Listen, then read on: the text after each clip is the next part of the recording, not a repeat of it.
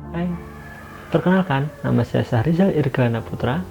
Saya mahasiswa Ilmu Komunikasi Universitas Dian Nuswantoro semester 4. Saya akan menceritakan sebuah cerita kehidupan orang tua saya ketika masih muda. Tujuan saya membuat cerita ini yaitu untuk sebagai motivasi untuk diri saya sendiri, barangkali teman-teman bisa termotivasi dengan cerita ini. Bapak saya dari latar belakang keluarga yang sangat sederhana. Kakek saya yang bekerja sebagai petani dan ibu bapak saya atau nenek saya yang bekerja hanya sebagai penjual jamu.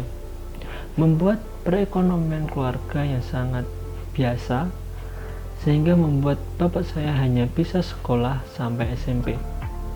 Ibu saya juga dari latar belakang keluarga yang sederhana. Kecil di Wonogiri dan kala itu harus transmigrasi ke Grobogan karena ada penggusuran lahan karena untuk pembuatan waduk Gajah Mungkur kala itu, dan juga masalah ekonomi sehingga membuat ibu saya juga hanya tamatan SMP, tidak bisa melanjutkan ke jenjang SMA, hanya bermodal lulusan SMP, membuat bapak saya harus mencari kerja ke sana kemari hingga pada akhirnya bapak saya bekerja di sebuah toko elektronik yang menjual peralatan-peralatan elektronik seperti televisi, kulkas, mesin cuci, dan lain sebagainya. Hingga pada akhirnya bapak saya memutuskan untuk berhenti dari toko elektronik tersebut. Padahal bapak saya sudah bekerja selama 10 tahun di sana dan sempat dilarang oleh pemilik toko karena bapak saya termasuk yang bekerja paling lama di sana. Alasan yang lain juga karena pesangon yang diberikan pas-pasan hanya bisa mencukupi untuk kehidupan keluarga, apalagi kala itu harus membayar kontrakan rumah selama setahun sekali. Tetapi keputusan bapak saya sudah bulat bahwa dia ingin mendirikan usaha sendiri dan tidak selamanya dia bekerja dengan ikut orang terus-menerus. Sekeluarnya dari toko elektronik, bapak saya memutuskan untuk berdagang telur. Sistem berdagang telur ini yaitu dengan menyetorkan telur-telur kepada toko-toko sembako.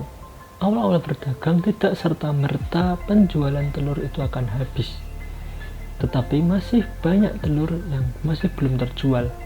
Hingga pada akhirnya bapak saya merambah ke pasar untuk memasarkan telur-telurnya. Di sisi lain, ibu saya berjualan jamu di pasar. Ibu saya berjualan jamu dengan menggunakan sepeda yang dikayunya dari sepeda menuju ke pasar untuk menjajakan jamunya. Tujuannya jelas, untuk membantu perekonomian keluarga supaya stabil terus. Tahun demi tahun dilewati, jatuh bangun dirasakan. Hingga akhirnya sampai sekarang, yang dulunya awalnya bapak saya yang setiap hari hanya menjual satu peti yaitu 10 kilo, sekarang dalam sehari bisa menjual 1 ton. Dan ibu saya sekarang tidak melanjutkan karirnya sebagai penjual jamu. Sekarang ibu saya membantu bapak saya untuk menjual telur di pasar.